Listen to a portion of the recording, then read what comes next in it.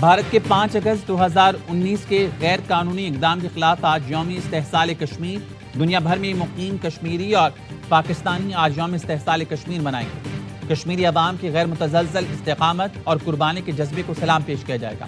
پاکستان میں صبح 9 بجے 1 منٹ کی خاموشی اختیار کی جائے گی۔ مرکزی ریلی اسلام آباد میں نکالی جائے گی۔ صدر آصف علی زرداری اور وزیر اعظم شہباز شریف کا کشمیری عوام سے مکمل یکجہتی کا اظہار۔ بیانات میں کہا بھارتی غیر قانونی اقدامات عالمی قوانین کی خلاف ورزی ہیں۔ مقبوضہ کشمیر کی متنازع حیثیت تبدیل نہیں کی جا سکتی۔ یوم استحصال کشمیر پر مسلح افواج کا کشمیری عوام سے غیر متزلزل یکجہتی کا اعادہ۔ Field marshal Syed Asim Munir, naval chief admiral Naveed Ashraf, air chief marshal Zaheer Ahmed Babar کا مشترکہ پیغام۔ مقبوضہ جموں کشمیر میں آبادی کا تناسب تبدیل کرنے کی کوششیں تشویشناک ہیں۔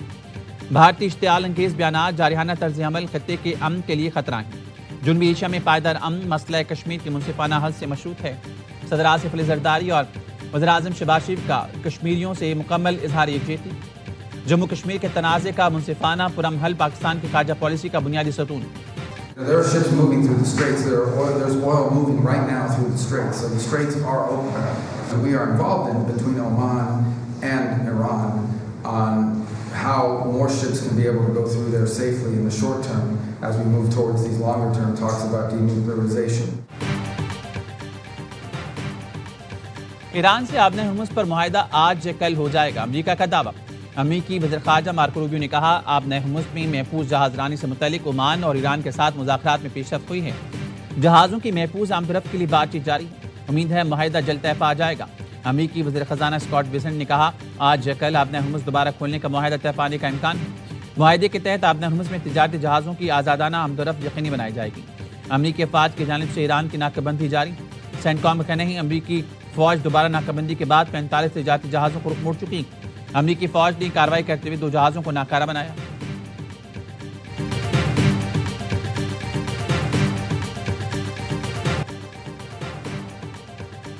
علاقائی سالمت کے دفاع کرے گا، تنازع کو وسعت دینے کا ارادہ نہیں۔ ایرانی صدر مسعود پزشکیان نے واضح کر دیا، کہا ایران امن کا خواہاں ہے مگر دفاع پر کوئی سمجھوتہ نہیں کرے گا۔ ایرانی صدر نے یہ بھی واضح کر دیا کہ وہ استعفیٰ نہیں دے رہے۔ استعفیٰ یا تو اس کا باضابطہ اعلان کریں گے۔ حکومت اور مسلح افواج میں مکمل ہم آہنگی، تو فوجی دستوں سے مکمل رابطے میں ہیں۔ سپریم لیڈر مجتبیٰ خامنئی کے رشتہ دار باقر خرازی نے دعویٰ کیا تھا کہ صدر پزشکیان 28 بار استعفے کی دھمکی دے چکے۔ سپریم لیڈر نے خبردار کیا اب استعفیٰ آیا تو وہ منظور کر لیں گے۔ وزیر اعظم شہباز شریف کا رواں ہفتے دورہ سعودی عرب متوقع۔ وزیر اعظم کا 2 روزہ دورے پر 6 یا 7 اگست کو روانہ ہوں گے۔ وزیر اعظم سعودی ولی عہد شہزادہ محمد بن سلمان سے ملاقات کریں گے۔ پاک سعودی عرب تعلقات خطے کی صورتحال زیر غور آئی۔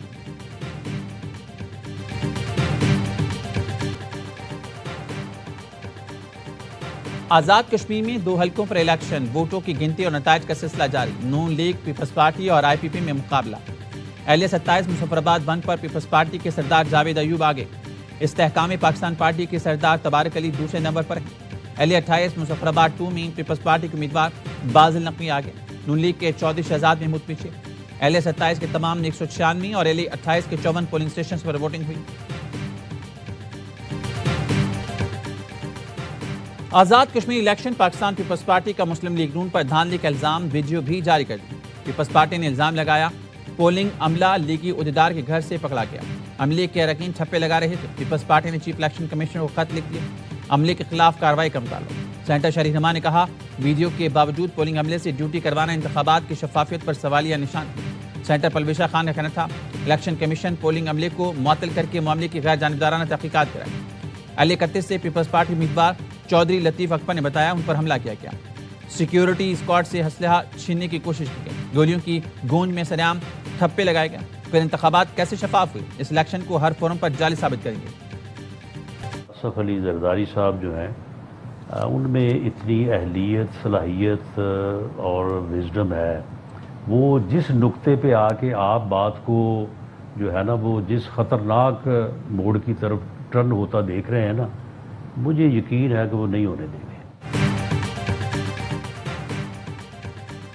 صدر زرداری معاملات سنبھالیں گے، نظام کو گرنے نہیں دیں گے۔ رانا ثناء اللہ کی پروگرام خبر ود مالک میں گفتگو، کہا نواز شریف نے پارٹی اجلاس بلا لیا، بڑے فیصلے ہوں گے۔ وزیر مملکت طلعت چودھری کہتے ہیں بلاول دل بڑا کریں، لیڈر شکست پر روتے اچھے نہیں لگتے۔ پاکستان کا ہر علاقہ پنجاب جیسا ترقی یافتہ بننا چاہتا ہے۔ وزیر اطلاعات پنجاب اسما بخاری کہتی ہیں کراچی کی ترقی اور ٹرانسپورٹ کی مشہوری تو ڈراموں میں تفریح کے لیے استعمال ہو رہی ہے، بھائی ماننا پڑے گا، کراچی کی بس میں سفر ہو رہا ہے، سفر ہر قدم پرخطر ہو رہا ہے۔ لیگی سینٹر افنان اللہ کے کہنا ہے کہ ہمارے لیے الٹی اور سیدھی گنتی مسئلہ نہیں، ہم اپنے 24 کروڑ لوگوں کے ساتھ کھڑے ہیں۔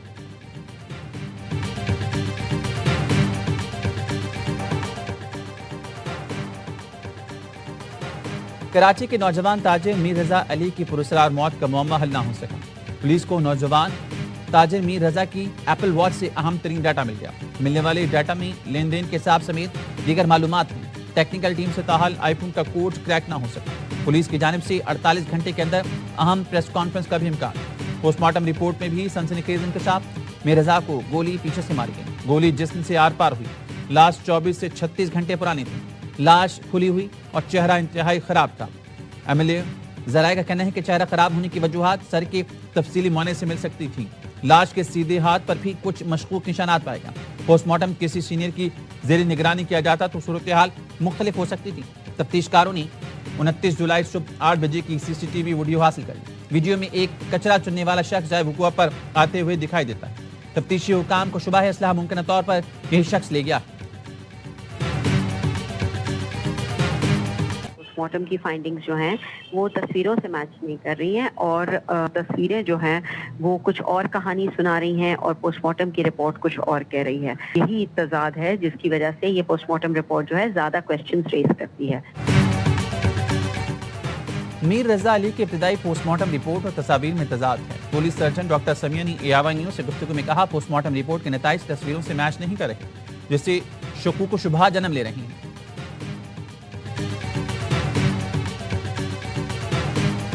خیبر پختونخوا میں شدید بارشوں کا اسپیل، چترال کے مختلف علاقوں میں سیلاب نے تباہی مچا دی، 2 افراد جاں بحق۔ رات بھر جاری رہنے والی طوفانی بارش سے متعدد عمارتیں زمین بوس، تیز ہواؤں سے بجلی کے پول گر گئے۔ لینڈ سلائیڈنگ کے باعث پشاور چترال شاہراہ، چترال دونی مین شاہراہ ٹریفک کے لیے بند۔ سوات میں شدید بارش کے بعد نشیبی علاقے زیر آب، کالام سے موہڈنڈ کا زمینی راستہ بحال کر دیا گیا۔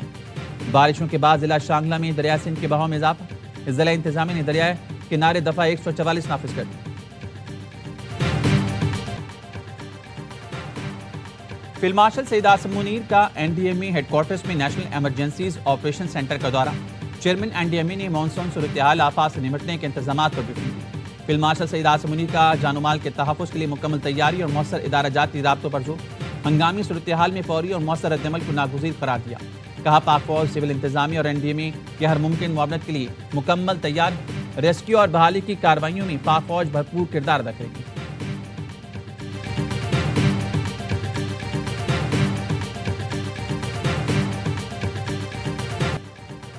پیٹرول 3 روپے 39 پیسے فی لیٹر سستا، ڈیزل کی قیمت میں بھی 4 روپے 7 پیسے فی لیٹر کمی، پیٹرول کی نئی قیمت 328 روپے 56 پیسے فی لیٹر مقرر، ڈیزل کی نئی قیمت 385 روپے 86 پیسے فی لیٹر۔ اوگرا نے نوٹیفیکیشن جاری کر دیا۔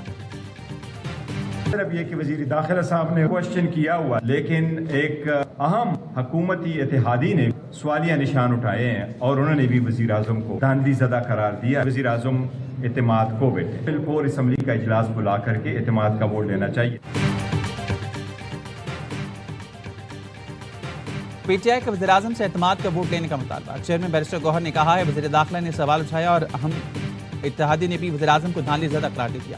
حکومتی اتحادی کے سنگین الزامات کے بعد داستان ختم ہو چکی، روایت کے مطابق اتحادی کے اعتراضات پر وزیر اعظم کو اعتماد کا ووٹ لینا ہوتا ہے۔ موجودہ حالات واضح کریں ہیں کہ وزیر اعظم ایوان کا اعتماد کھو چکے ہیں۔ بیرسٹر گوہر نے کہا موجودہ سیاسی نظام کو ریسیٹ ہونا چاہیے، قومی حکومت کی ضرورت ہے، دوبارہ الیکشن کرائے جائیں۔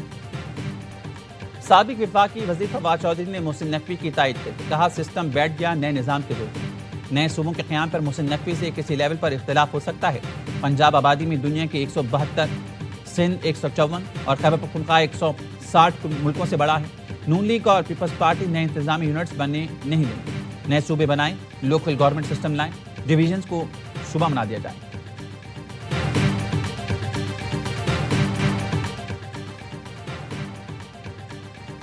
ملک میں نئے صوبے بننے چاہیے یا نہیں، ایاوا نیوز کی پولنگ کمپین میں ووٹنگ کا سلسلہ جاری، لوگوں نے رائے دینا شروع کر دی۔